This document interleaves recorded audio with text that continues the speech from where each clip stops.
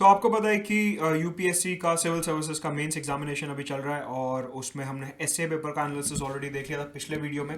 इस particular video में बात करने वाला हूँ जीएस मेंस पेपर वन की। क्या सवाल थे, कहाँ से आए, किस सब्जेक्ट का क्या वेटेज रहा और आने वाले मेंस की किस तरीके से तैयारी करनी चाहिए, ये सारी की सारी बातें इस पर्टिकुलर वीडियो में करने वाले हैं। प्रेजेंटेड बाय मी मुदत गुप्ता। आगे बढ़ने से पहले to subscribe to Unacademy can use my referral code मुदत गुप्ता फॉर 10% डिस्काउंट। सिंपली मेरा नाम डालना और आपको 10% डिस्काउंट मिलेगा अनअकैडमी प्लस और इकॉनिक सब्सक्रिप्शन पे। नीचे डिस्क्रिप्शन बॉक्स में मेरा टेलीग्राम चैनल का लिंक दिया है, उसे जरूर ज्वाइन करिए। साथ के साथ अनअकैडमी पे हमारे 2021, 2022 और 2023 के लिए बैचेस शुरू हो रहे हैं 11 जनवरी से, live and exclusive only on Unacademy plus. So as far as these batches are concern, इसमें आपको पूरा का पूरा सिलेबस कवरेज मिलेगा, doubt resolution, notes, PDF, study material, interview की preparation, test series, top educators के साथ डायरेक्ट इंटरेक्शन, सब कुछ एक ही जगह पे मिलेगा। इसी के साथ साथ एक साल का 2022 के लिए बैच भी शुरू हो रहा है 11 जनवरी से ही। अच्छा, इन बैचेस की सबसे खास बात यह है, whether you are preparing in English medium, there are batches for English medium. अगर आप हिंदी माध्यम के हैं तो हिंदी मीडियम के लिए भी यहां पे बैचेस हैं, और अगर आप बायलिंगुअल प्रेफर करते हैं तो इंग्लिश और हिंदी दोनों ही तरीके के बैचेस हैं, बायलिंगुअल भी। राइट, साथ के साथ 2023 के लिए भी 11 जनवरी से ही बैचेस शुरू हो रहे हैं। अगेन कॉम्प्रिहेंसिव कवरेज मिलेगा प्री और मेंस दोनों के ही पर्सपेक्टिव से। So do enrol for these batches using the referral code मुदत Gupta for 10% discount. Right, now आगे बढ़ने से पहले सबसे पहले समझते हैं कि जो जीएस मेंस पेपर वन है उसका एग्जैक्टली सिलेबस है क्या। जीएस मेंस पेपर वन में हिस्ट्री का काफी सिग्निफिकेंट वेटेज रहता है, और हिस्ट्री में भी 4 तरीके के कंपोनेंट्स हैं। एक है modern history, world history, post independence India और आर्ट एंड कल्चर। इसके अलावा ज्योग्राफी, ज्योग्राफी को भी फर्दर क्लासीफाई कर सकते हैं फिजिकल एंड वर्ल्ड ज्योग्राफी में और इंडियन ज्योग्राफी में। इसके साथ साथ इंडियन सोसाइटी। तो जो अपना मेंस पेपर वन है उसके ये 3 मेजर पिलर्स हैं। तो हम यहां पे क्या करने वाले हैं, तीनों पिलर्स को एक एक करके एनालाइज करेंगे कि किस पिलर में कौन सा सवाल पूछा गया। सबसे पहले शुरुआत करते हैं हिस्ट्री से, और हिस्ट्री में भी मॉडर्न हिस्ट्री देखते हैं पहले क्या पूछा गया। टॉकिंग अबाउट मॉडर्न हिस्ट्री, तो यूजुअली जब भी हम मॉडर्न हिस्ट्री की बात करते हैं हमारे दिमाग में महात्मा गांधी का satyagraha, revolt of 1857, lord Curzon, lord Dalhousie, और ये सारी की सारी ब्रिटिश रूल की पॉलिसीज, भगत सिंह, सुभाष चंद्र बोस, जवाहरलाल नेहरू, कांग्रेस सेशंस, ये सारी की सारी बातें हमारे दिमाग में आती हैं। कहने का मतलब है ट्रेडिशनली मॉडर्न हिस्ट्री की जो वेटेज रही है एग्जाम में, प्री और मेंस दोनों में ही, वो काफी ज्यादा रही है। यहां पे अगर हम पहले सवाल की बात करते हैं, evaluate the policies of Lord Curzon and their long term implication on the national movement, कि जो लॉर्ड कर्जन की नीतियां थी उसका हमारे राष्ट्रीय आंदोलन पे क्या प्रभाव पड़ा। लॉर्ड कर्जन की पॉलिसीज को हमारे को एनालाइज करना था, इवेल्युएट करना था। 10 मार्क्स का एक क्वेश्चन था और 150 वर्ड्स में लिखना था। Pretty much straight forward question जो कि स्पेक्ट्रम किताब से सॉल्व हो सकता है। इसी के साथ साथ जो दूसरा सवाल था वो था कि 1920 और उसके बाद नेशनल मूवमेंट में कई सारे आइडियोलॉजीज आए। For example right wing, left wing, revolutionary terrorism, farm protest, industrial revolutions, ये सारे के सारे जो आइडियोलॉजीज थे 1920 के बाद काफी ज्यादा फ्लरिश करे। उन्होंने किस तरीके से हमारे मूवमेंट का सोशल बेस बढ़ाया, depressed class movement, socio religious reform movement, ये सारी की सारी चीजें हमारे को इस पर्टिकुलर आंसर में लिखनी है। ये क्वेश्चन 15 मार्क का था, मतलब कि ये वाला थोड़ा लेंदी आंसर था, इसको हमारे को 250 वर्ड में लिखना था। यहां पे आपको एक चीज ध्यान रखनी है, आजकल यूपीएससी क्या कर रहा है कि 2 तरीके के सवाल पूछता है, एक 10 मार्कर्स और एक 15 मार्कर्स। 10 मार्कर्स वाले जो आंसर्स होते हैं वो हमारे को 150 वर्ड्स में लिखने होते हैं, और जो 15 मार्क्स वाले क्वेश्चंस होते हैं वो हमारे को 250 वर्ड्स में लिखने होते हैं। राइट, कहने का मतलब है कि जो लॉर्ड कर्जन की पॉलिसीज वाला सवाल था यहां पे डिटेलिंग थोड़ी कम चाहिए थी, लेकिन जो आइडियोलॉजी वाला क्वेश्चन था, सोशल बेस वाला क्वेश्चन था, इसमें हमारे को ज्यादा वर्ड्स चाहिए थे, अप्रोक्सीमेटली 250। मॉडर्न हिस्ट्री से सरप्राइजिंगली सिर्फ और सिर्फ 2 सवाल पूछे गए, एक लॉर्ड कर्जन का और एक आइडियोलॉजीज का। मतलब कि 250 में से जो जीएस पेपर 1 होता है उसकी टोटल वेटेज है 250 मार्क्स। 250 मार्क्स में से सिर्फ और सिर्फ 25 नंबर की modern history I, that is hardly 10%। सिर्फ और सिर्फ 10% वेटेज इस बार मॉडर्न हिस्ट्री को दी गई, which is surprisingly low. Usually ज्यादा रहती है। इसका मतलब यह नहीं है कि मॉडर्न हिस्ट्री छोड़ दोगे कि ठीक है अब तो इसका वेटेज कम हो गया, हो सकता है अगले साल 75 मार्क्स का सिर्फ मॉडर्न हिस्ट्री आ जाए, कुछ कह नहीं सकते। बट इस साल मॉडर्न हिस्ट्री का वेटेज काफी कम रहा, तो ये एक अनप्रेडिक्टेबल फीचर था इस बार यूपीएससी का। चलते हैं आर्ट एंड कल्चर की तरफ। आर्ट एंड कल्चर का इस बार काफी मैसिव वेटेज रहा है। तो देखिए यहां पे आपको एक हिंट देता हूं, प्रीलिम्स में आर्ट एंड कल्चर का वेटेज कुछ खास नहीं रहा था, हार्डली आपको 1 या 2 सवाल मिलेंगे आर्ट एंड कल्चर के, ज्यादा सवाल नहीं थे। इवन 2019 में भी आर्ट एंड कल्चर प्रीलिम्स में ज्यादा सवाल नहीं थे। अगर हम मेंस के पेपर को एनालाइज करें तो आर्ट एंड कल्चर का काफी सिग्निफिकेंट वेटेज हमारे को देखने को मिलता है। फॉर एग्जाम्पल, एक सवाल था रॉक कट आर्किटेक्चर पे, that it is an important source of our knowledge of early Indian art and history. Discuss करो कि रॉक कट आर्किटेक्चर से हमारे को क्या इंफॉर्मेशन मिलती है अपने पास्ट के बारे में। 10 मार्क का क्वेश्चन था। इसी के साथ आया बुद्धिज्म के ऊपर क्वेश्चन कि जो पाल पीरियड था वो सबसे सिग्निफिकेंट फेज था बुद्धिज्म का। अब देखो यहां पे समझने की बात क्या है कि बुद्धिज्म एक्चुअल में अगर हम टॉपिक देखें तो वो टॉपिक है एंशिएंट इंडिया का।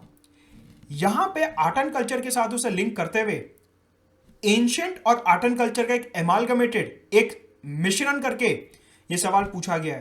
कहने का मतलब है, आप में से जिन लोगों को लगता है कि एंशिएंट मेडिवल इंपॉर्टेंट नहीं है क्योंकि वो मेंस में नहीं आती, ये क्वेश्चन प्रूफ है कि किस तरीके से धीरे धीरे आर्ट एंड कल्चर में मेडिवल और एंशिएंट को मर्ज करा जा रहा है, मिक्स करा जा रहा है। मतलब कि इवन दो एंशिएंट मेडिवल में डायरेक्ट क्वेश्चन नहीं आ रहा मेंस में, लेकिन इंटीग्रेट होकर आर्ट एंड कल्चर के साथ पूछा जा रहा है। इसका मतलब यह है कि एंशिएंट और मेडिवल हिस्ट्री को आप लाइटली बिल्कुल नहीं ले सकते, क्योंकि मेंस में आंसर राइटिंग में आपको काफी ज्यादा हेल्प करने वाली है।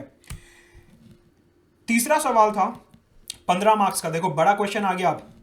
Indian philosophy and tradition played a significant role in conceiving and shaping the monuments and their art in India. Discuss.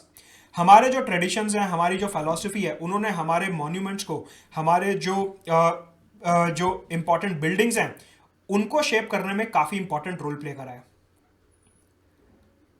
15 mark का question, 250 words. Fourth question, Persian literary sources of medieval India. देखो focus करो yellow वाले colour पे, medieval India, Persian literary sources, मतलब कि art and culture में एक और मेडिवल का एस्पेक्ट जोड़ दिया गया। तो पाल पीरियड में हमने देखा एंशिएंट लिंकेज, यहां पे हम देख रहे हैं मेडिवल लिंकेज। मतलब कि इवन जो एंशिएंट मेडिवल प्रीलिम्स में हो सकता है कई बार कम वेटेज किया है, लेकिन ये क्वेश्चंस दिखाते हैं कि एंशिएंट और मेडिवल को आर्ट एंड कल्चर में मर्ज करके उनकी वेटेज को इनडायरेक्टली बढ़ाया जा रहा है। तो आप देखो मॉडर्न की वेटेज को कम कर दिया गया, आर्ट एंड कल्चर को इनडायरेक्टली एंशिएंट और मेडिवल के साथ लिंक करके पूरी हिस्ट्री को किस तरीके से बैलेंस किया जा रहा है। समझिए इधर कि पर्शियन लिटरेरी सोर्सेज जो हैं वो मेडिवल इंडिया का स्पिरिट दिखाते हैं, उस एरा का पूरा हमारे को लेखा जोखा दिखाते हैं। अगर आपको पर्शियन लिटरेरी सोर्सेज के बारे में पता है तो ही आप ये आंसर लिख सकते हो, वरना नहीं लिख सकते। कहने का मतलब है टोटल वेटेज रही 50 मार्क्स की। ये 4 क्वेश्चंस थे आर्ट एंड कल्चर से, टोटल वेटेज रही 50 मार्क्स की। तो देखो मॉडर्न हिस्ट्री से डबल वेटेज। मॉडर्न हिस्ट्री कितने वेटेज की थी? 25 मार्क्स की। ये 50 मार्क्स का है। और यहां पे हमारे को देखने को मिलता है कि किस तरीके से आर्ट एंड कल्चर के साथ एंशिएंट और मेडिवल को भी मिक्स किया गया है। मतलब कि extremely important aspect ancient medieval नहीं छोड़ सकते। यहां से कंक्लूजन ड्रॉ करना है आपको, राइट। अगर बात करें वर्ल्ड हिस्ट्री और पोस्ट इंडिपेंडेंस इंडिया की, इन दोनों सब्जेक्ट्स में से इस बार एक भी सवाल नहीं पूछा गया।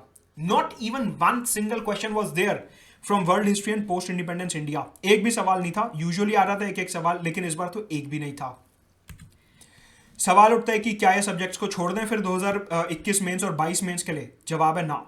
यूपीएससी अनप्रिडिक्टेबल है। हो सकता है अगली बार 25 मार्क का सीधा वर्ल्ड हिस्ट्री आ जाए, हो सकता है अगली बार का 50 मार्क का मिला के वर्ल्ड हिस्ट्री और पोस्ट इंडिपेंडेंस आ जाए, हो सकता है अगली बार 25 मार्क का सिर्फ पोस्ट इंडिपेंडेंस इंडिया आ जाए। जिस एग्जाम में एक एक नंबर इंपॉर्टेंट है, उस एग्जाम में आप इतना बड़ा रिस्क नहीं ले सकते। तो वर्ल्ड हिस्ट्री और पोस्ट इंडिपेंडेंस करना है और उसे छोड़ना नहीं है। इस बार क्वेश्चन नहीं आया तो जरूरी नहीं है कि अगली बार भी नहीं आएगा। हो सकता है अगली बार ज्यादा क्वेश्चन आ जाए कॉम्पनसेट करने के लिए। तो वर्ल्ड हिस्ट्री और इंडिपेंडेंस का इस बार कोई सवाल नहीं था, लेकिन हो सकता है आने वाले मेंस में आ जाए। तो अभी तक हमने अपने मेंस पेपर 1 के जो 3 पिलर हैं, उसमें से एक पिलर हिस्ट्री और उसके भी 4 सब pillar modern history, world history, post independence India और आर्ट एंड कल्चर देख लिया। ट्रेंड किस तरीके से चेंज हो रहा है, मॉडर्न हिस्ट्री का वेटेज कम था, किस तरीके से मॉडर्न हिस्ट्री में डायरेक्ट और आसान सवाल थे, और किस तरीके से आर्ट एंड कल्चर में एंशिएंट और मेडिवल को मर्ज किया गया। ये सारा का सारा चेंजिंग ट्रेंड हमने देखा मॉडर्न हिस्ट्री में। आते हैं अपने दूसरे पिलर की तरफ, मतलब कि ज्योग्राफी, और उसमें भी 2 पिलर्स हैं अपने, फिजिकल एंड वर्ल्ड ज्योग्राफी और इंडियन ज्योग्राफी। पहले मैं बात करूंगा फिजिकल और वर्ल्ड ज्योग्राफी की। सबसे पहले अगर फिजिकल और वर्ल्ड ज्योग्राफी की बात करते हैं तो इधर पहला सवाल था सरकम पैसिफिक जोन पे, जो अपना रिंग्स ऑफ फायर वाला जोन है पैसिफिक ओशन में जापान के नीचे, उस वाले एरिया की फिजियोग्राफी डिस्कस करने को बोला है कि उधर जियो फिजिकल कैरेक्टरिस्टिक्स क्या है, मतलब कि प्लेट्स जो हैं वहां पे वोल्केनिकली एक्टिव हैं, अर्थक्वेक एक्टिव हैं, प्लेट बाउंड्रीज हैं, ट्रेंचेस हैं, ये सारा का सारा इधर डिस्कस करना था। फिजिकल ज्योग्राफी का डायरेक्ट सवाल है, 10 मार्क का क्वेश्चन था, ज्यादा बड़ा क्वेश्चन नहीं था, सिर्फ 150 वर्ड्स में लिखना था कि किस तरीके से वहां पे आइलैंड फॉर्मेशन हो रहा है और ये सब सबडक्शन प्लेट और ये सब आपको वहां पे लिखना था। दूसरा सवाल था डेजर्टिफिकेशन पे। आपको पता होगा पिछले 2 साल में प्रधानमंत्री नरेंद्र मोदी ने डेजर्टिफिकेशन के ऊपर कई सारे समिट्स अटेंड करे हैं और कई जगहों पे उन्होंने डेजर्टिफिकेशन की बात करी है। इवन इंडिया ने डेजर्टिफिकेशन को कॉम्बैट करने के लिए कई सारी कॉन्फ्रेंसेस भी होस्ट करी हैं, पीआईबी पे उसके काफी सारे अपडेट्स आते रहते हैं। यहां पे वही पूछा गया कि जो प्रोसेस ऑफ डेजर्टिफिकेशन है, डेजर्टिफिकेशन का मतलब होता है कि हमारी जो जमीन है वो रेगिस्तान में पलटती जा रही है, जो हमारी कल्टीवेबल लैंड है उसका पोर्शन कम हो रहा है और वो जमीन सूखती जा रही है, मिट्टी सूखती जा रही है और सारा का सारा रेगिस्तान बनता जा रहा है, उसे कहते हैं डेजर्टिफिकेशन। तो यहां पे पूछा गया कि जो डेजर्टिफिकेशन है it does not have a climatic boundary. ऐसा नहीं है कि वो सिर्फ इंडिया में है, वो दुनिया का फीचर है। दुनिया में हर जगह हमारे को डेजर्टिफिकेशन देखने को मिल रही है। जस्टिफाई कीजिए फूड सिक्योरिटी और कि बाकी कॉन्टिनेंट्स और ये अफ्रीका वगैरह में भी डेजर्टिफिकेशन हो रहा है, साउथ अमेरिका में। तो ये सारा का सारा आपको यहां पे लिखना था। 10 मार्क्स 150 वर्ड्स। कहने का मतलब है एक क्वेश्चन पूरे तरीके से स्टैटिक था कि जो सरकम पैसिफिक जोन वाला क्वेश्चन है पूरा का पूरा स्टैटिक सवाल है, लेकिन जो डेजर्टिफिकेशन वाला क्वेश्चन था ये काफी ज्यादा डायनेमिक सवाल था। इसमें आपको अखबार से एग्जांपल्स कोट करने थे। अगर आप अखबार नहीं पढ़ेंगे तो ये एग्जांपल्स भी नहीं लिख पाएंगे। कहने का मतलब है इधर अखबार का काफी ज्यादा सिग्निफिकेंस देखने को मिलता है। तो फिजिकल और वर्ल्ड ज्योग्राफी में सिर्फ 2 सवाल आए थे और इनकी टोटल वेटेज बैठती है 20 मार्क की, सिर्फ 20 मार्क, मॉडर्न हिस्ट्री से भी कम। राइट, मतलब कि इस बार फिजिकल और वर्ल्ड ज्योग्राफी पे एग्जामिनर का फोकस थोड़ा कम रहा है। Talking about Indian geography, Indian geography पे काफी मेजर फोकस रहा है एग्जामिनर का इस बार। अगर हम क्वेश्चन देखें तो पहला क्वेश्चन था मेल्टिंग ऑफ हिमालयन ग्लेशियर्स के ऊपर, कि जो हिमालयास के ग्लेशियर्स मेल्ट हो रहे हैं उनका हमारे वाटर रिसोर्सेज के ऊपर एक काफी ज्यादा प्रभाव पड़ेगा। अखबार में काफी बार आई हैं, हिंदू में रिपोर्ट्स कि किस तरीके से हिमालयन ग्लेशियर्स मेल्ट हो रहे हैं, वहां की बायोडाइवर्सिटी इंपैक्ट हो रही है, रिवर्स ओवरफ्लो हो रही हैं, फ्लडिंग की प्रॉब्लम आ रही है और वाटर मैनेजमेंट में दिक्कत होगी। हमारी जो पेरिनियल रिवर्स हैं वो कहीं ना कहीं आगे जाके सूख सकती हैं। मेल्टिंग ऑफ ग्लेशियर्स के ऊपर सवाल। दूसरा सवाल था location of iron and steel industries, industrial location, कि आज की तारीख में जो हमारी आयरन और स्टील इंडस्ट्रीज हैं they are away from the source of raw material. मतलब कि इंडस्ट्रीज जो होती हैं वो माइंस के पास होनी चाहिए, सोर्सेज के पास होनी चाहिए ऑप्टिमाइजेशन के लिए, कि ज्यादा से ज्यादा प्रॉफिट बना सकें। लेकिन आज की तारीख में अभी ऐसा नहीं है। क्यों नहीं है वो सारा का सारा हमारे को यहाँ पे लिखना है कि किस तरीके से स्टेट गवर्नमेंट की policies, tribal policies, land acquisition, mining policies, ये सब जो है हमारे इंडस्ट्रियल लोकेशन को इंपैक्ट करता है। तीसरा सवाल था इंटरलिंकिंग ऑफ रिवर्स पे। अखबार में काफी ज्यादा रहा है कि किस तरीके से सरकार एक मेगा प्रोजेक्ट प्लान कर रही है इंटरलिंकिंग ऑफ रिवर्स के लिए। तो यहां पे पूछा गया कि जो इंटरलिंकिंग ऑफ रिवर्स है that can be a solution to the multi dimensional problems of drought, मतलब सूखा, बाढ़ और नेविगेशन। आपको पता है कि इंडिया में क्या होता है कि असम वगैरह में बहुत ज्यादा बाढ़ आ जाती है, वहीं पे विदर्भ रीजन, नागपुर रीजन, यहाँ पे ड्राउट आ जाता है। तो इनको किस तरीके से मैनेज किया जा सकता है कि एक जगह जहां पे पानी का सरप्लस है और दूसरी जगह जहां पे पानी का डेफिसिट है, इनको किस तरीके से मैनेज किया जा सकता है इंटरलिंकिंग ऑफ रिवर्स के थ्रू, हमारे को वो यहाँ पे लिखना है। साथ के साथ जो रिवर नेविगेशन होती है, इनलैंड वाटरवेज, उसको किस तरीके से हैंडल किया जा सकता है थ्रू इंटरलिंकिंग, वो यहाँ पे हमारे को लिखना है। करंट अफेयर्स बेस्ड क्वेश्चन और बड़ा क्वेश्चन है, देखिए 15 मार्क्स का है। ये वाला जो सवाल था 15 मार्क्स का, 250 वर्ड्स में लिखना था। अगेन ये वाला क्वेश्चन काफी ज्यादा स्टैटिक है, लेकिन अगर हम बात करें मेल्टिंग ऑफ ग्लेशियर्स की और इंटरलिंकिंग ऑफ रिवर्स की, इसमें हमारे को अखबार की कहीं ना कहीं जरूरत पड़ेगी। मतलब कि इनमें कहीं ना कहीं करंट अफेयर्स का यूजेज हो रहा है। राइट, अभी और सवाल है इंडियन ज्योग्राफी में, ये तो 3 देख लिए। चौथा सवाल, इंडिया की सिटीज में जो फ्लडिंग हो रही है, पर्टिकुलरली स्मार्ट सिटीज जैसे कि हैदराबाद और पुणे, इनमें बताओ कि फ्लडिंग की प्रॉब्लम क्यों है और इसको किस तरीके से ठीक किया जा सकता है।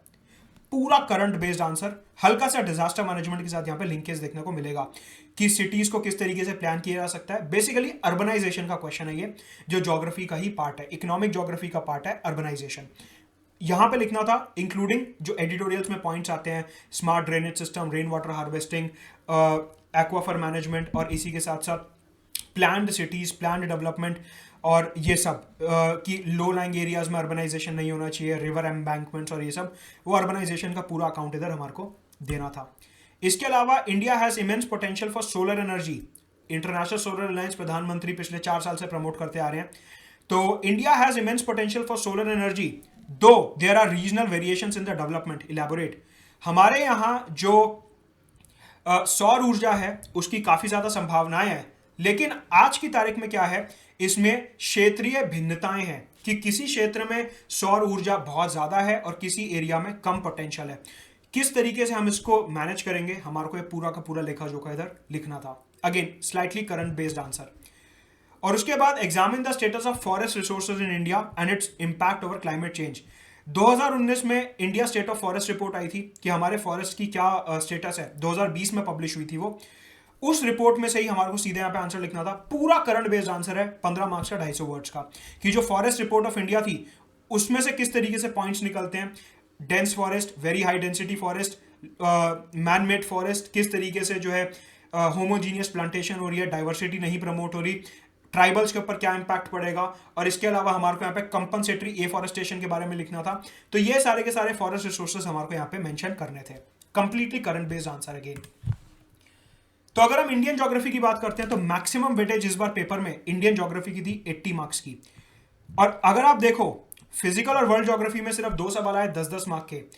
यहां पे इंडियन ज्योग्राफी में मैक्सिमम सवाल जो थे 15 मार्क के थे।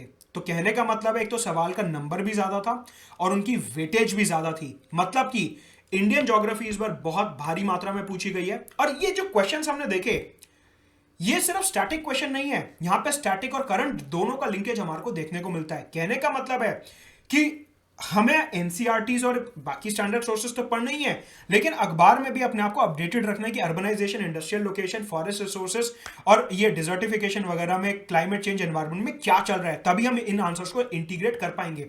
समरीज वगैरह में चीजें आसानी से नहीं मिलेंगी, अखबार खुद से पढ़ना पड़ेगा, एडिटोरियल खुद से समझना पड़ेगा, तभी जाके इन चीजों का हम फायदा उठा पाएंगे। तो हमने पहला पिलर देख लिया हिस्ट्री, जिसमें मॉडर्न हिस्ट्री की वेटेज थोड़ी कम रही। वर्ल्ड हिस्ट्री, पोस्ट इंडिपेंडेंस पूछा नहीं गया।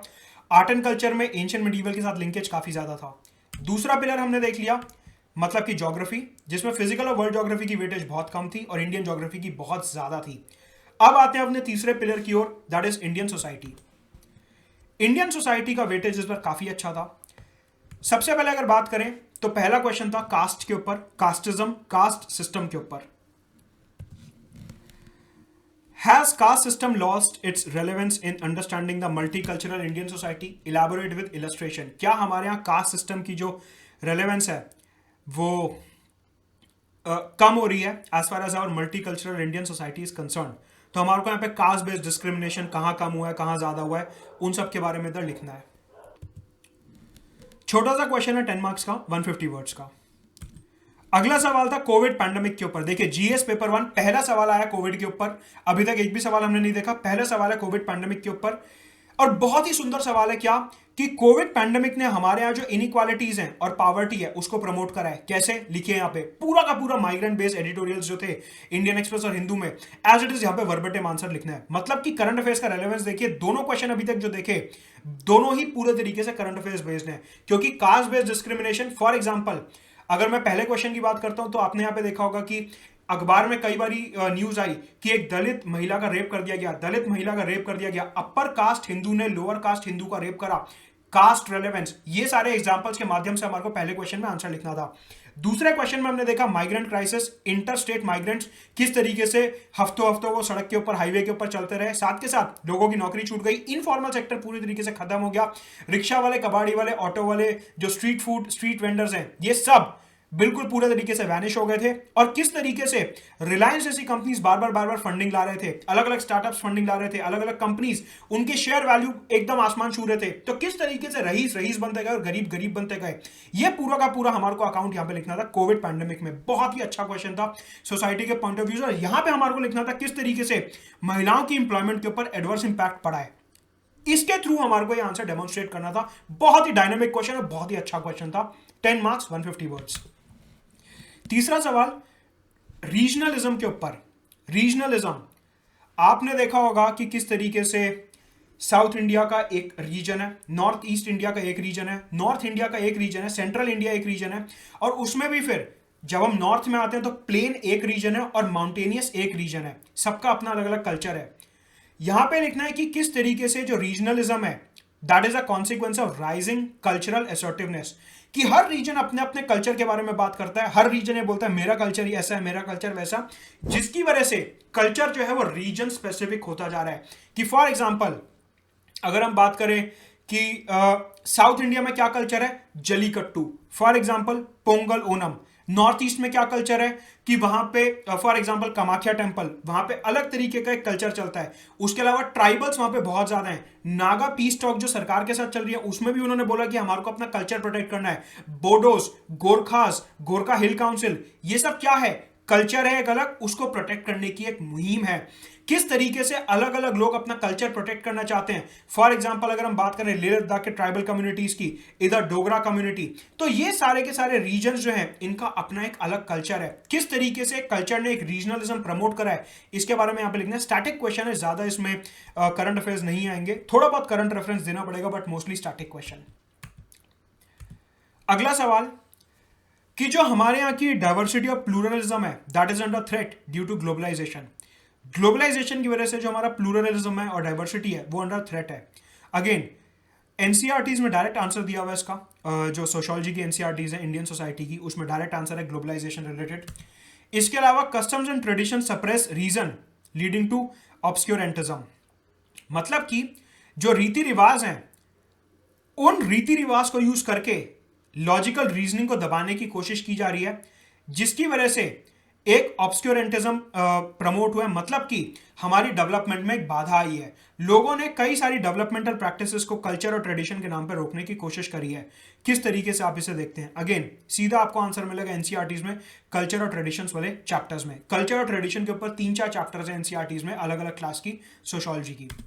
इसके अलावा एजुकेशन के ऊपर based direct question, how have the digital initiatives in India contributed to the functioning of educational system? Elaborate. National education policy से लिंक करना था, साथ के साथ जो ऑनलाइन क्लासेस और ये सब हो रहा है किस तरीके से सरकार जो है डिजिटल एजुकेशन प्रमोट कर रही है, टीचर्स ट्रेनिंग प्रमोट कर रही है, कॉरेस्पॉन्डेंस एजुकेशन प्रमोट कर रही है, एनआईयूएस और ये सब, इग्नू और ये सब, हमारे को वो पूरा का पूरा लेखा जोखा इधर लिखना था। ये देखिए जो सोसाइटी के 3 क्वेश्चन हमने देखे, ये तीनों के तीनों 15 मार्क के हैं, मतलब कि सोसाइटी में काफी हैवी वेटेज के क्वेश्चन यहाँ पे पूछे गए। तो अगर हम ओवरऑल पूरा सोसाइटी का पार्ट देखें 75 मार्क्स का वेटेज था, तो अब देखो हिस्ट्री से ज्यादा है लेकिन इंडियन ज्योग्राफी से थोड़ा कम है, राइट। तो ओवरऑल जो था यहाँ पे हमारे को स्टैटिक और करंट का मिक्स देखने को मिलता है। डायनेमिक क्वेश्चंस थे लेकिन एनसीईआरटीज का इधर काफी ज्यादा सिग्निफिकेंस देखने को मिलता है। हायर क्लास एनसीईआरटी सोशियोलॉजी की वर्बेटिम क्वेश्चंस थे। तो जीएस मेंस पेपर 1 जिसके 3 पिलर्स हैं, हिस्ट्री, ज्योग्राफी, सोसाइटी, तीनों हमने देख लिए। अब बात करते हैं सब्जेक्ट वाइज वेटेज की। तो सब्जेक्ट वाइज वेटेज अगर देखें तो हमने देखा कि किस तरीके से इंडियन ज्योग्राफी में मैक्सिमम सवाल है 80 मार्क के, सोशल इशू से 75 मार्क्स के सवाल बने, फिजिकल और वर्ल्ड ज्योग्राफी से 20 नंबर के, आर्ट एंड कल्चर से 50 नंबर के, मॉडर्न हिस्ट्री से 25 नंबर के, और वर्ल्ड हिस्ट्री और पोस्ट इंडिपेंडेंस इंडिया से तो सवाल आया ही नहीं, इसलिए 0 वेटेज दिया गया इन्हें, राइट। तो ये था अपना जीएस मेंस पेपर 1 और आपको आइडिया लगा होगा कि किस तरीके के सवाल पूछे गए, कहां से पूछे गए। इसी तरीके से जीएस 2 और 3 का भी एनालिसिस मैं करने वाला हूं अपने यूट्यूब चैनल पे, तो स्टे ट्यून्ड। अनअकैडमी पे सब्सक्राइब करने के लिए रेफरल कोड यूज करना है मदद गुप्ता फॉर 10% डिस्काउंट। नीचे डिस्क्रिप्शन बॉक्स में टेलीग्राम चैनल का लिंक दिया, उसे जरूर ज्वाइन करिए। साथ के साथ हमारे अनअकैडमी पे 3 नए बैचेस शुरू हो रहे हैं 2021, 22 और 23 के एस्पिरेंट्स के लिए, इंग्लिश, हिंदी और बाइलिंगुअल लैंग्वेज में, जहां पे आपको पूरा study material, notes, doubt resolution, direct interaction with educators, live और रिकॉर्डेड क्लासेस, मेंस और प्री की तैयारी सब एक ही जगह पे मिलेगा, live and exclusive on Unacademy plus. आप कॉम्बो सब्सक्रिप्शन के लिए भी एनरोल कर सकते हैं जिसमें जीएस और ऑप्शनल दोनों ही एक साथ मिलेगा। This it from this lesson.